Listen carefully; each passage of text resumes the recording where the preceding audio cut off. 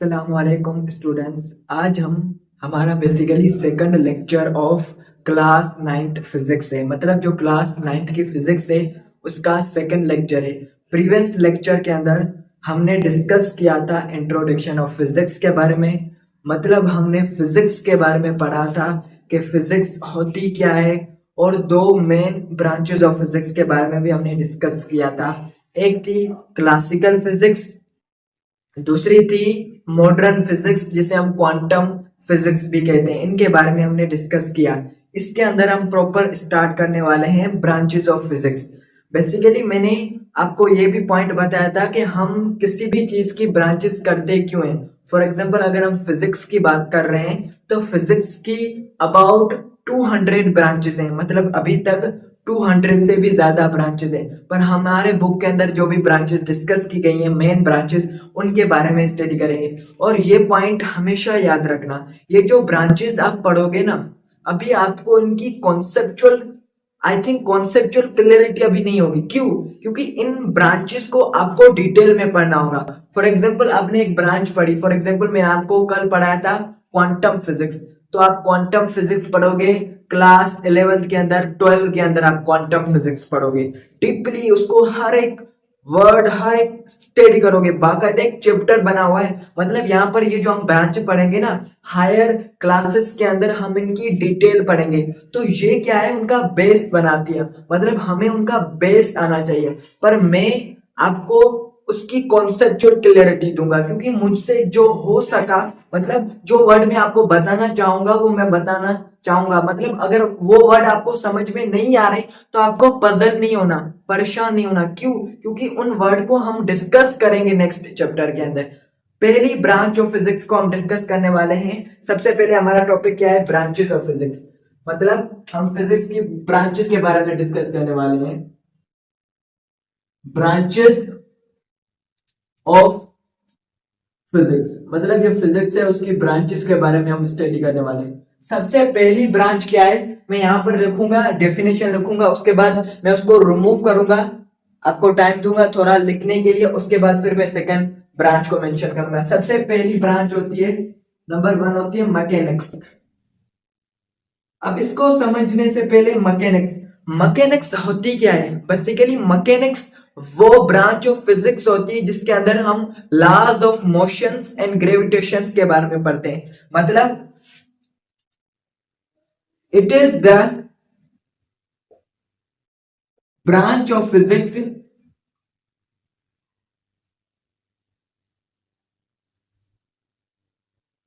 in which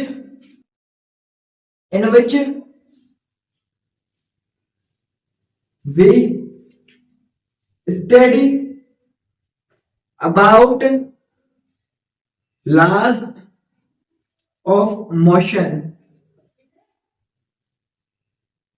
and gravitation.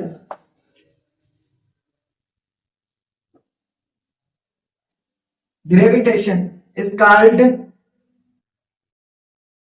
mechanics. अब इसको समझने की कोशिश करते हैं। मोशन और रेस्ट क्या होती है? मोशन के बारे में पढ़ेंगे, रेस्ट के बारे में पढ़ेंगे, फोर्स के बारे में पढ़ेंगे। सारी चीजों को हम मैकेनिक्स के अंदर पढ़ेंगे। हमारे पास दो टर्मिनोलॉजी होती है, एक होती है रेस्ट, दूसरी होती है मोशन।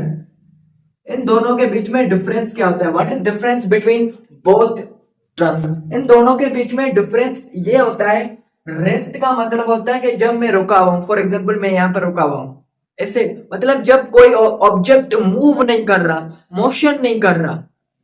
सही है। फॉर एग्जाम्पल हमारे पास कार एक अपनी पोजीशन के ऊपर खड़ी है।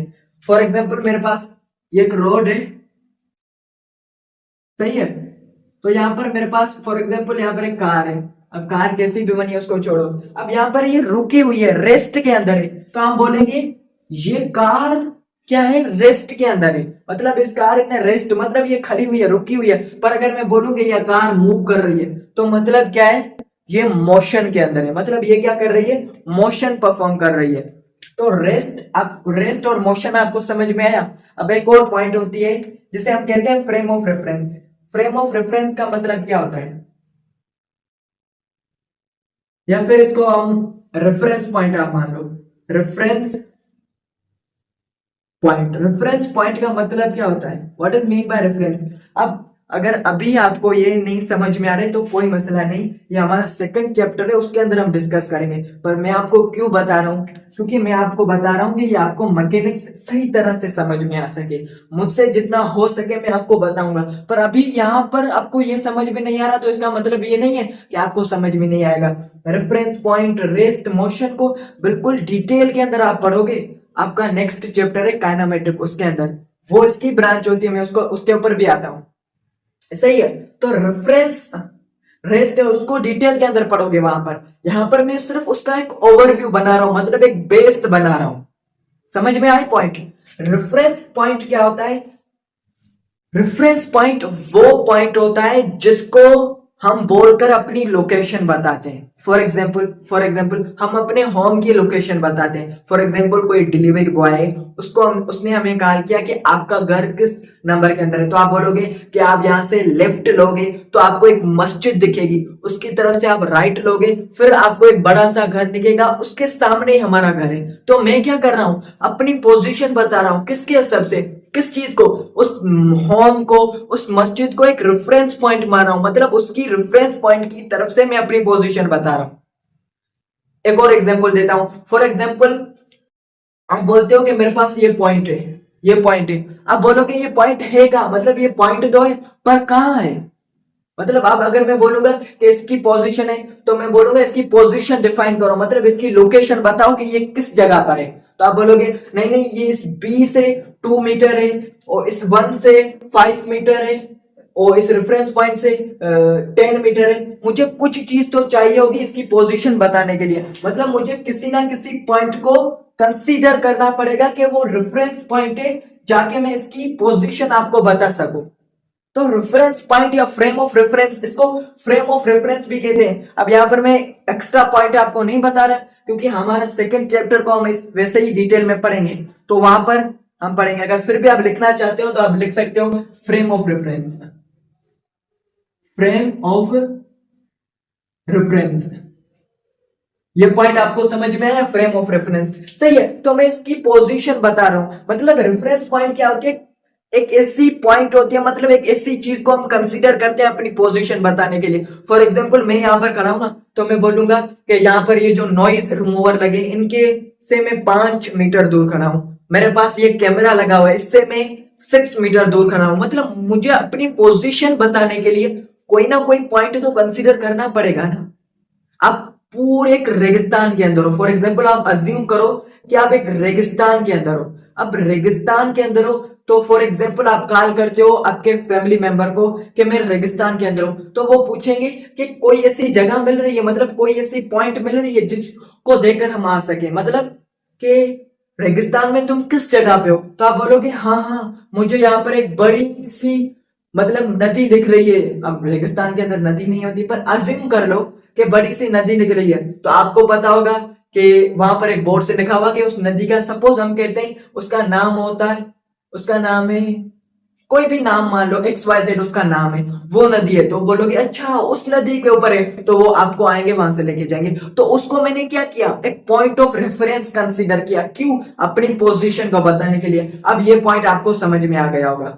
सही है, सही है, ये पॉइंट आपको समझ में आ गया। उसके बाद रेस्ट एंड मोशन, मैंने आपको बताया था कि रेस्ट का मतलब क्या होता है, if an object change its position with respect to reference.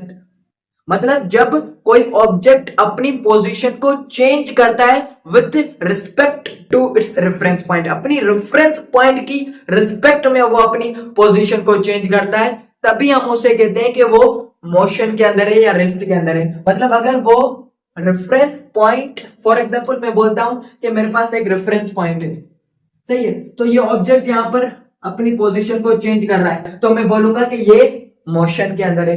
अगर ये इस रेफरेंस पॉइंट के अंदर ये पोजीशन अपनी पोजीशन चेंज नहीं कर रहा, मतलब रेस्ट के ऊपर है, तो हम बोलेंगे कि क्या है, रेस्ट के ऊपर है। अभी आप इस चीज को समझ गए ना।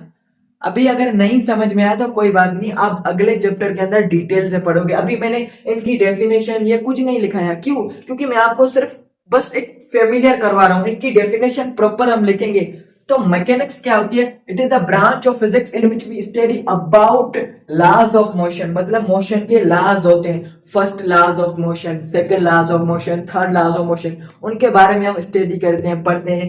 ग्रेविटेशन, ग्रेविटेशन का मतलब होता है कि यहाँ पर अगर मेरे पास ये ऑब्जेक्ट है तो ये नीचे क्यों जा रहा है, ये हम ग्रेविटेशनल लॉज के अंदर पढ़ते हैं। तो इस ब्रांच ऑफ फिजिक्स के अंदर हम क्या कहते हैं? मैकेनिक्स।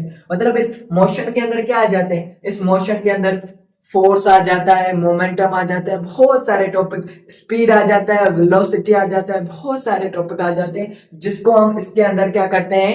पढ़ते हैं। अभी ये टर्म सिर्फ मैं आपको टर्म से फेमिलियर करवा रहा हूं, अभी आपको कोई परेशानी नहीं होनी, हम सिस्टमेटिक तरीके से हम क्या करेंगे? स्टडी करेंगे। तो ये पॉइंट आपको समझ में आया कि मैकेनिक्स क्या होती है। अब ये जो हमारे पास मैकेनिक्स होती है ना, इसकी भी 2 ब्रांचेस होती हैं। अब इसको लिख लें, उसके बाद हम उन 2 ब्रांचेस को डिस्कस करते हैं।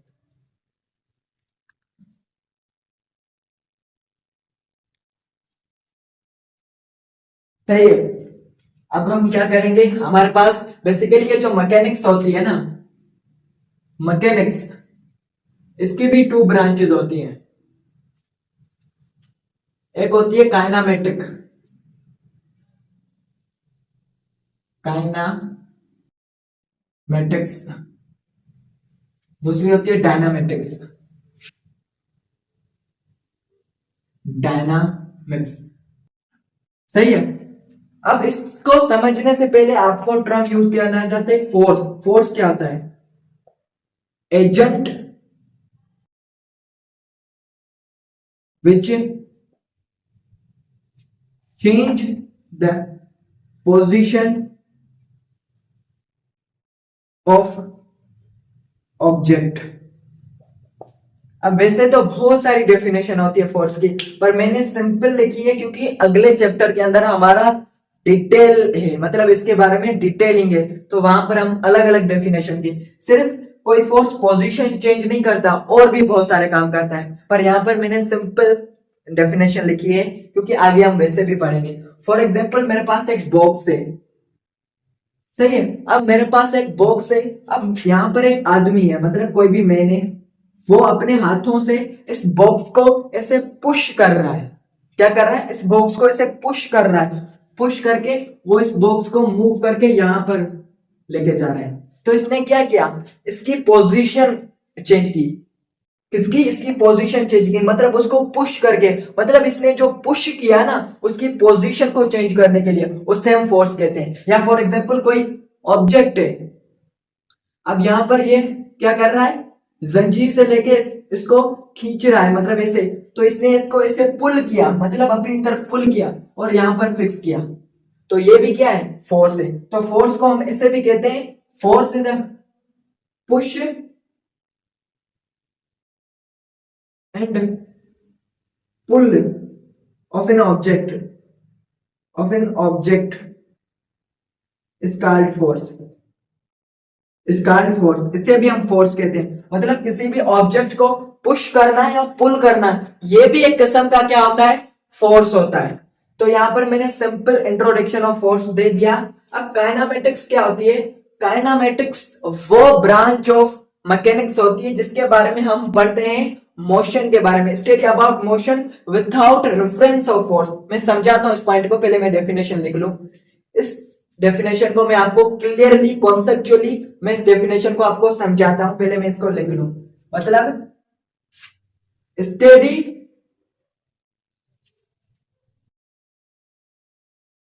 About motion of object without reference of force. अब इसका मतलब क्या होता है, मैं समझाता हूं। मतलब मैं इस ऑब्जेक्ट के बारे में पढ़ता हूं, मतलब ये जो ऑब्जेक्ट मोशन कर रहा है ना, हमने पढ़ा मोशन क्या होता है, ये जो ऑब्जेक्ट मोशन कर रहा है इसके बारे में पढ़ूंगा, पर मैं इसके बारे में नहीं पढ़ूंगा कि ये मोशन किस वजह से कर रहा है, ये मोशन किस वजह से कर रहा है, इसके ऊपर मैं फोर्स लगा रहा हूं। तो इस ब्रांच को मैं बोलता हूं काइनेमेटिक। मतलब जब मैं किसी भी मोशन की स्टडी करता हूँ विदाउट रेफरेंस ऑफ फोर्स, मतलब मैं उसके फोर्स के बारे में नहीं पढ़ता, मतलब इसके कोज के बारे में नहीं पढ़ता कि ये मोशन हो तो रही है पर ये मोशन क्यों हो रही है, इसके बारे में नहीं पढ़ता। मैं बोलता हूँ बस मोशन हो रही है, मैंने मान लिया, बस हम उसके बारे में पढ़ेंगे, मोशन हो रही है उसके बारे में पढ़ेंगे, उसका रेफरेंस नहीं। तो इसके अंदर हम क्या करेंगे, रेफरेंस ऑफ फोर्स के बारे में पढ़ेंगे। Study about motion of object with reference, reference के बारे में इसके अंदर पढ़ेंगे। मतलब अगर मैं आपको बोलूं कि ये जो रेफरेंस होता है ना, रेफरेंस ऑफ फोर्स, वो हम इस डायनामेटिक्स के अंदर पढ़ेंगे। अब मैंने यहाँ पर सिंपल सिर्फ आपको समझाया है। अगले लेक्चर मतलब जो हमारा चैप्टर होगा उसके अंदर, ये चैप्टर है, ये सेकंड चैप्टर है बेसिकली, ये हमारा सेकंड चैप्टर है, ये हमारा थर्ड चैप्टर है। ये पॉइंट आपको समझ में आया, ये हमारे चैप्टर है, इनको हम डिटेल में पढ़ेंगे। पर यहाँ पर मैं क्यों बता रहा हूँ, क्योंकि आप चीजों को रटे ना, उन चीजों को कॉन्सेप्ट के साथ डील करें। तो ये पॉइंट आपको समझ में आ गई, सही है। उसके बाद हम कौन सी ब्रांच ऑफ फिजिक्स डिस्कस करने वाले हैं, उसके बाद हम एक बेहतरीन ब्रांच ऑफ फिजिक्स डिस्कस करने वाले हैं। पहले आप इस चीज को लिख लें।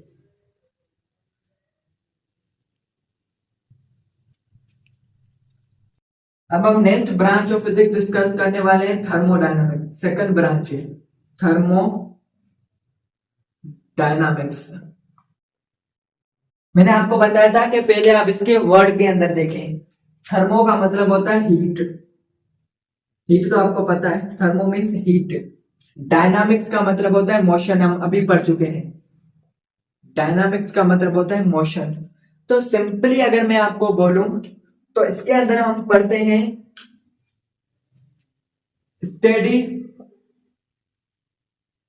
अबाउट, अब इसे आप लिख सकते हो कि it is a branch of physics in which we study about, सही है। ये लाइन आप शुरू में ऐड करना चाहते हो तो कर सकते हो, स्टडी अबाउट हीट एंड, ये एंड की साइन होती है, and temperature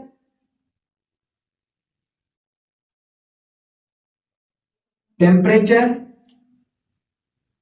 and there relation with energy and work.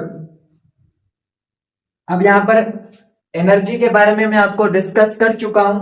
Work basically ये आई होप ये हमारा लास्ट चैप्टर है, इस सिलेबस के अंदर, नाइन्थ सिलेबस के अंदर वर्क एनर्जी पावर हमारा लास्ट लेक्चर है। तो वहां पर इसको हम बेसिकली डिटेल में पढ़ेंगे। तो इसके बारे में हम क्या पढ़ेंगे, हीट, टेम्परेचर, इसको भी आगे थर्मल प्रॉपर्टीज ऑफ मैटर के बारे में आगे हम पढ़ेंगे। तो स्टडी अबाउट हीट के बारे में, टेम्परेचर के बारे में, उन दोनों के बीच में, और एनर्जी और वर्क, इन सब का आपस में कौन सा रिलेशन है, मतलब ये एक दूसरे से कैसे कनेक्टेड है, इसके बारे में हम थर्मोडायनामिक्स के अंदर पढ़ते हैं। इसके अंदर ये बेसिकली हायर लेवल के अंदर आता है, जिसके अंदर आप इनको डिटेल से पढ़ते हो, सही है। Study about heat, temperature and there relation with energy and work. फिर भी मैं आपको एनर्जी और वर्क के बारे में बता सकता हूँ। हीट तो आपको पता है, गर्मी मतलब हीट, कितनी हीट है। टेम्परेचर, टेम्परेचर मतलब कितनी, कोई बॉडी कितनी कोल्ड एंड हॉट है, उसे हम टेम्परेचर कहते हैं। एनर्जी क्या होती है, एबिलिटी टू डू वर्क, पहले लेक्चर के अंदर मैं बता चुका हूं, काम करने की सलाहियत को हम क्या कहते हैं, एनर्जी कहते हैं। वर्क क्या होता है, वर्क का मतलब होता है बेसिकली, इसका फार्मूला होता है वर्क। ये जो वर्क होता है ना, यहां पर मैं लिखता हूं, work is equal to force into distance. अब ये डिस्प्लेसमेंट, फोर्स, इनको हम आगे डिस्कस करेंगे। तो ये बेसिकली इसका फार्मूला होता है, अभी आप इसको छोड़ सकते हो। वर्क सिंपली कि मैं किसी भी ऑब्जेक्ट के ऊपर फोर्स लगाता हूं तो वो कितना मूव करता है, उसको मैं वर्क बोलता हूं, सही है। जो वो मूव जितना करेगा ना, उसको मैं वर्क बोलता हूं। अभी आप इसको छोड़ दें, हम अगले मतलब जो हमारा, जब ये चैप्टर बेसिकली आएगा तो वहां पर हम डिस्कस करेंगे। तो थर्मोडायनामिक आपको पता चल गया कि थर्मोडायनामिक क्या होता है।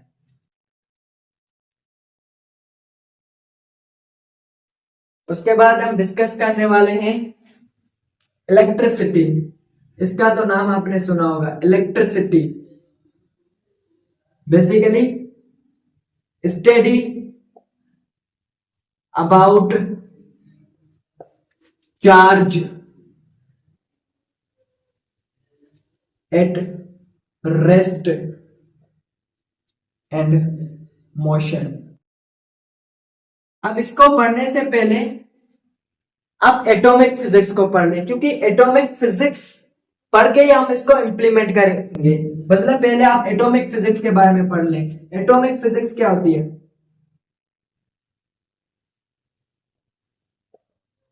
स्टडी अबाउट एटम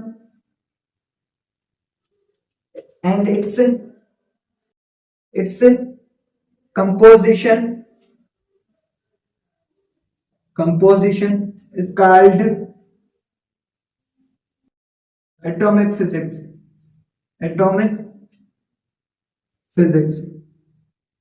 सही है। अब मेरे पास क्या है, एटॉमिक फिजिक्स को पढ़ने से पहले मैं मतलब हमारे पास क्या है, फॉर एग्जांपल ये कोई भी मैटर है, मैटर में आपको बताता हूं, ऐसी कोई भी चीज जिसका मास हो और वो स्पेस ऑक्यूपाई करे उसे मैं मैटर बोलता हूं। फॉर एग्जांपल मेरे पास क्या है, ये कोई भी चीज है, एक रोड है, मतलब एक रोड है, एक ऐसी चीज, कोई भी रोड है, आप चेयर मान लो, आप मोबाइल मान लो, आप टेबल मान लो, आप बेसिकली दीवार मान लो, कोई भी चीज आप मान लो, तो ये क्या होती है, छोटे छोटे छोटे छोटे स्मॉलेस्ट पार्टिकल से बनी हुई होती है। स्मॉलेस्ट पार्टिकल से बनी हुई होती है। जब हम इसको हाई रेजोल्यूशन माइक्रोस्कोप के अंदर देखते हैं, मतलब हम इसको माइक्रोस्कोप, आपको पता है ना, इंस्ट्रूमेंट होता है जिससे हम छोटे ऑब्जेक्ट को बड़ा करके देखते हैं, उसके अंदर देखते हैं तो ये छोटे छोटे पार्टिकल से बना होता है। कोई भी मैटर छोटे छोटे पार्टिकल से बना होता है, उसको हम क्या बोलते हैं, एटम कहते हैं। तो एटम क्या होता है, it is the smallest particle of matter, उसे हम क्या कहते हैं, बेसिकली उसे हम एटम कहते हैं। अगर मैं एक एटम, यहां से एक एटम उठाऊं और उसे जूम करूं तो यहां पर ऐसे आपको मिलेगा, ये ऐसे एटम मिलेगा, सही है। अब यहां पर क्या होता है, ये एटम के बीच में ये होता है न्यूक्लियस, इसे हम कहते हैं न्यूक्लियस। और ये जो होते हैं ये ऑर्बिट होते हैं, इनको हम ऑर्बिट या शेल कहते हैं। क्या कहते हैं, शेल कहते हैं, ऑर्बिट या शेल कहते हैं, सही है। हमें पता है कि ये जो एटम होता है, पहले ये माना जाता था कि जो एटम होता है ना वो इंडिविजुअल पार्टिकल है, मतलब ये जो एलिमेंट है ना, एलिमेंट है या ये जो मैटर है ना, ये छोटे छोटे एटम से बना होता है। पर जब मॉडर्न दौर आया तो अलग अलग साइंटिस्ट ने, हम ऐसे बेसिकली पढ़ेंगे एटॉमिक स्ट्रक्चर, जो आपका 9th क्लास की केमिस्ट्री है उसका सेकंड चैप्टर है एटॉमिक स्ट्रक्चर, उसके अंदर आप डिटेल के अंदर पढ़ोगे, सही है। तो यहाँ पर जब डिफरेंट साइंटिस्ट आए तो उसने बोला कि ये जो एटम होता है ना वो भी डिफरेंट पार्टिकल से बना होता है, बेसिकली 3 फंडामेंटल पार्टिकल से बना होता है ये जो आपका एटम होता है, इलेक्ट्रॉन, प्रोटॉन, न्यूट्रॉन। अब अभी आपको, मुझे पता है हो सकता है आपको समझ में नहीं आ रहा, कोई बात नहीं, आप इनको आगे पढ़ेंगे, सही है। Electron, proton, neutron. अब ये जो इलेक्ट्रॉन होता है इसके ऊपर नेगेटिव चार्ज होता है, प्रोटॉन के ऊपर पॉजिटिव चार्ज होता है, ये न्यूट्रल होता है, इसके ऊपर कोई चार्ज नहीं होता। अब इसको आप यहां से, अभी इसको यहां पर छोड़ दें, बस इतनी बात आपको याद होती है तो आप करें, वरना हम आगे डिटेल में पढ़ेंगे, सही है। एटॉमिक फिजिक्स क्या होती है, study about atom and its composition is called atomic physics, उसे हम क्या कहते हैं, एटॉमिक फिजिक्स कहते हैं। अब इलेक्ट्रिसिटी क्या होती है, बेसिकली ये जो इलेक्ट्रॉन होते हैं ना इसके ऊपर नेगेटिव चार्ज होता है, ये जो चार्ज होता है ना इसकी स्टेडी, इसके ऊपर नेगेटिव चार्ज होता है, पॉजिटिव, 2 टाइप के चार्ज होते हैं। चार्ज बेसिकली क्या होता है, किसी भी एलिमेंट की, सॉरी किसी भी मैटर की वो प्रॉपर्टी होती है जिसकी वजह से वो किसी भी और मैटर को अपनी तरफ अट्रैक्ट करता है या रिपेल करता है। जैसे आपने मैग्नेट देखे हैं, मैग्नेट एक दूसरे को अट्रैक्ट करते हैं, रिपेल करते हैं, जस्ट लाइक ऐसी प्रॉपर्टी होती है चार्ज, सही है। उसके बारे में पढ़ते हैं कि अगर चार्ज रेस्ट के ऊपर होती है या जो चार्ज मोशन करती है, जब चार्ज मूव करती है, तो उसको हम किसके अंदर डिस्कस करते हैं, इलेक्ट्रिसिटी के अंदर डिस्कस करते हैं। तो study about charge at rest, मतलब जब चार्ज रेस्ट पे हो एंड वो मोशन कर रही हो, उसके बारे में हम पढ़ते हैं इलेक्ट्रिसिटी के अंदर। उसके बाद एक और ब्रांच आती है जिसे हम कहते हैं मैग्नेटिज्म। अब मैग्नेटिज्म क्या होती है, सिंपली इसको आप लिख लें, फिर उसके बाद में मिटा देता हूं।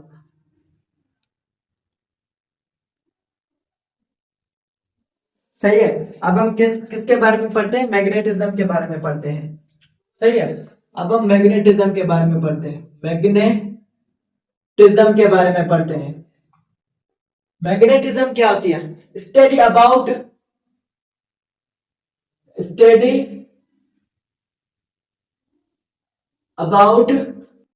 अब यहां पर थोड़ा ऊपर की तरफ है तो मेरी राइटिंग सही तरह से मतलब नहीं हो रही, इसकी वजह से आप थोड़ा एडजस्ट कर लेना। Study about magnetic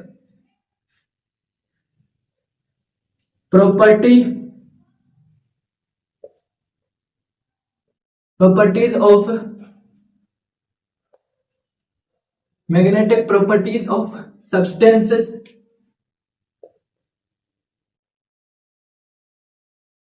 is called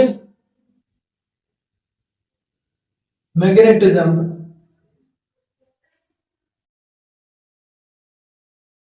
magnetism basically क्या होती है कि हम मैग्नेटिक प्रॉपर्टीज, बेसिकली मैग्नेट तो हमने देखे होंगे ना, तो कोई आपको पता है कि जो मैग्नेट होते हैं आयरन, ऐसी ऐसी चीजों को अट्रैक्ट करते हैं। तो जब हम मैग्नेटिक प्रॉपर्टीज मतलब किसी सब्सटेंस की मैग्नेटिक प्रॉपर्टीज के बारे में पढ़ते हैं तो उसे हम मैग्नेटिज्म कहते हैं। ये पॉइंट आपको समझ में आया।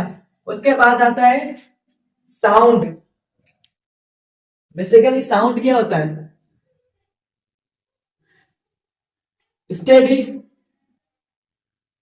About sound. साउंड के बारे में पढ़ते हैं, simply study about sound is called sound. Sound के बारे में जब पढ़ते हैं, साउंड फिजिक्स भी कह सकते हो उसको, साउंड के बारे में पढ़ते हैं, साउंड की प्रोडक्शन के बारे में पढ़ते हैं एंड इट्स प्रोडक्शन, मतलब ये कैसे प्रोड्यूस होती है, इस प्रोडक्शन से उसे हम क्या कहते हैं, साउंड कहते हैं। क्या कहते हैं, साउंड। बेसिकली ये जो साउंड होता है, मैं आपको सुनाई दे रहा, मतलब मेरी आवाज आपको सुनाई दे रही है, इसके बारे में पढ़ते हैं। ये बेसिकली एनर्जी की एक फॉर्म होती है, it is a form of energy. अभी इस पॉइंट को सिर्फ नोट करो, it is the form of energy. Energy की ऐसी एक फॉर्म होती है।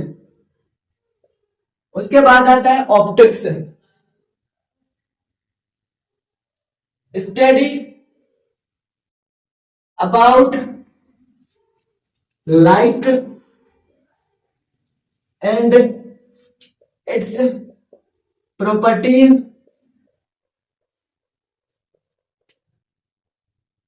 Behaviour,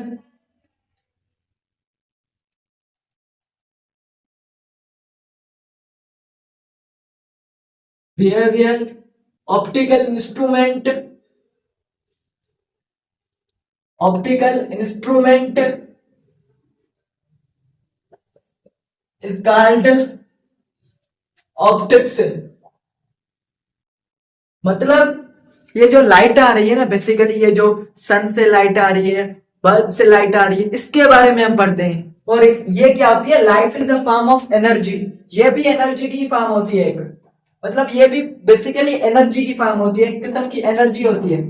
it is also form of energy, ये भी एक एनर्जी की फॉर्म होती है, फॉर्म ऑफ एनर्जी। अब ये जो लाइट होती है, जब हम इसको मिरर के ऊपर, ये क्या है मेरे पास, मिरर, शीशा, तो जब हम मिरर से, फॉर एग्जांपल यहां से लाइट आ रही है, तो ये जब मिरर से स्ट्राइक करती है तो वो कहती है, इससे रिफ्लेक्ट हो जाती है। क्या हो जाती है, रिफ्लेक्ट हो जाती है।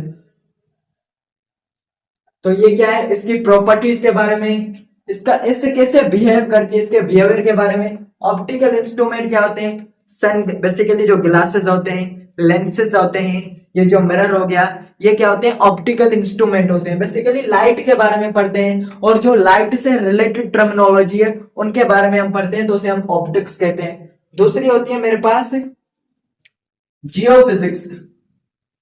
जियोफिजिक्स ये क्या होती है,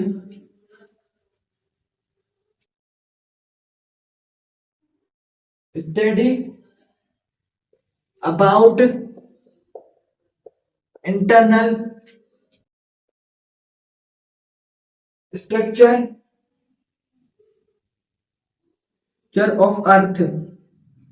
मतलब हमारे पास ये जो अर्थ होती है ना, इसके बारे में, ये जो अर्थ होती है ना, अर्थ, जमीन, जमीन, इसके बारे में हम स्टडी करते हैं। अर्थ के बारे में हम स्टडी करते हैं, उसकी इंटरनल स्टडी करते हैं कि अर्थ के अंदर होता क्या है, तो इससे हम क्या कहते हैं, जियोफिजिक्स कहते हैं। अब सिंपली मैं डिफाइन कर रहा हूं, क्योंकि आगे आप पढ़ोगे वैसे भी, तो यहाँ पर मैं आपको बताऊं जियोफिजिक्स क्या होती है। Study about internal structure of earth, मतलब अर्थ की इंटरनल स्ट्रक्चर होती है।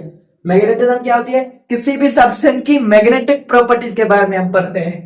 साउंड क्या होती है, साउंड के बारे में पढ़ते हैं, साउंड कैसे प्रोड्यूस होती है और ये एनर्जी की फॉर्म होती है, ये याद रखना। ऑप्टिक्स क्या होती है, स्टडी अबाउट लाइट, लाइट के बारे में पढ़ते हैं एंड इट्स प्रॉपर्टीज, उसकी प्रॉपर्टीज के बारे में पढ़ते हैं। बिहेवियर के बारे में पढ़ते हैं। ऑप्टिकल इंस्ट्रूमेंट के बारे में पढ़ते हैं, it's called optics. It is also form of energy, ये भी एनर्जी की एक फॉर्म ही होती है। जियोफिजिक्स भी आपको समझ में आ गया। उसके बाद क्या होता है, प्लाज्मा फिजिक्स। प्लाज्मा फिजिक्स क्या होती है, प्लाज्मा फिजिक्स आप आगे पढ़ोगे कि ये मैथिक, जो हमारे पास मैटर होता है उसकी फोर्थ स्टेट होती है। मैटर की बेसिकली 3 कॉमन स्टेट होती है, सॉलिड, लिक्विड एंड गैस। तो ये क्या होती है, फोर्थ स्टेट ऑफ मैटर होती है। नहीं समझ में आ रहा, आगे हम डिस्कस वैसे भी करेंगे। तो प्लाज्मा फिजिक्स क्या होती है, जब आपके जो एटम होते हैं ना, हमें पता है कि फॉर एग्जांपल ये एटम है, तो मैंने आपको इलेक्ट्रॉन के बारे में बताया थोड़ा, तो ये इलेक्ट्रॉन होते हैं यहाँ पर ऐसे घूम रहे होते हैं एटम के अंदर, ऐसे घूम रहे होते हैं। तो जब यहाँ पर एटम चला जाता है, एटम यहाँ से चला जाता है, तो यहाँ पर पॉजिटिव चार्ज डोमिनेट कर जाता है, और जब पॉजिटिव चार्ज डोमिनेट कर जाता है तो इसी स्टेट को हम प्लाज्मा फिजिक्स कहते हैं। सिंपली मैं आपको समझाने की कोशिश करता हूं कि सिंपली आयोनाइजेशन, आयोनाइजेशन का मतलब होता है आयंस बनते हैं। मतलब जब हम किसी भी गैस को या किसी भी सब्सटेंस को हीट करते हैं, इतना हीट करते हैं, इतना हीट करते हैं कि जिस उसके अंदर जितने भी इलेक्ट्रॉन्स होते हैं ना, वो सारे मूव हो जाते हैं और वो आयन बन जाता है, आयोनाइज बन जाता है। तो उसे हम क्या कहते हैं, प्लाज्मा फिजिक्स कहते हैं। मतलब study about ionization, study about ionize substance, study about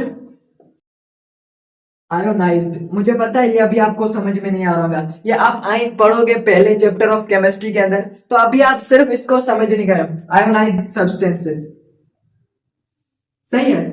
उसके बाद होती है एस्ट्रोफिजिक्स। एस्ट्रोफिजिक्स क्या होती है, अब यहां पर मुझे फिजिक्स की स्पेलिंग ही, फिजिक्स क्या होती है, study about stars and galaxies. Galaxies, stars and galaxies के बारे में पढ़ते हो। जो हमारे पास स्टार्स होते हैं और जो गैलेक्सीज होती है, सोलर सिस्टम होता है, प्लेनेट होता है, सन होता है, इनके बारे में जब आप पढ़ते हो तो उसे हम एक्स्ट्रोफिजिक्स कहते हैं। ये पॉइंट आपको समझ में आया, तो इस चीज को आप लिख लें, उसके बाद हम नेक्स्ट ब्रांच ऑफ फिजिक्स को डिस्कस करते हैं। सही है। नेक्स्ट ब्रांच होती है हमारे पास nuclear physics. Nuclear physics simply study about nucleus, study about nucleus. Nucleus के बारे में हम पढ़ते हैं, तो उसे हम न्यूक्लियस, मैंने आपको बताया था ना कि ये एटम होता है, तो ये जो आपका पार्ट हो गया, इट इज कॉल्ड न्यूक्लियस। इसके बारे में हम स्टडी करते हैं, तो उसे हम न्यूक्लियर फिजिक्स कहते हैं। तो यहां से बहुत सारे अलग अलग फिनोमेना आते हैं, रेडियो एक्टिविटी, रेडिएशन। एक और फिजिक्स होती है पार्टिकल, पर पार्टिकल फिजिक्स इसमें लिखा हुआ है कि it is study about elementary constituent of matter and radiation is called particle physics. अब मैंने पार्टिकल फिजिक्स के बारे में इंट्रोडक्शन दिया है क्योंकि इसको समझने से पहले आपको बहुत सारी चीजें पता होनी चाहिए, तो इसकी वजह से आप सिंपली इसको याद कर लें। मतलब मैटर के जो कॉन्स्टिट्यूएंट होते हैं उनके बारे में और जो रेडिएशंस होती हैं उनके बारे में। अब आप पूछोगे कि रेडिएशन क्या होती है, ये चीजें क्या होती है, तो इसमें ये जो रेडिएशन होती है आपकी हायर क्लासेस के अंदर आती है, तो यहाँ पर मैं मेंशन नहीं कर सकता ना। अगर यहाँ पर आपके लिए सुइटेबल होता तो मैं आपको बता देता। आप जस्ट रिमेम्बर कर लो अभी पार्टिकल फिजिक्स। वैसे मैं नहीं कहता कि रट्टा लगाओ, पर कई कई ऐसी चीजें होती हैं यहाँ पर इंसान को मजबूरन आपको बोलना पड़ता है रट्टा लगाओ। तो अभी इसको जस्ट रिमेम्बर कर ले, जब आप हायर क्लासेस के अंदर जाओगे तो इसको आप डिटेल से पढ़ोगे। तो ये लेक्चर अगर आपको सारी चीजें, सारी ब्रांचेस ऑफ फिजिक्स को समझ में आया तो आप लाइक कर सकते हैं, सब्सक्राइब कर सकते हैं मेरे चैनल को।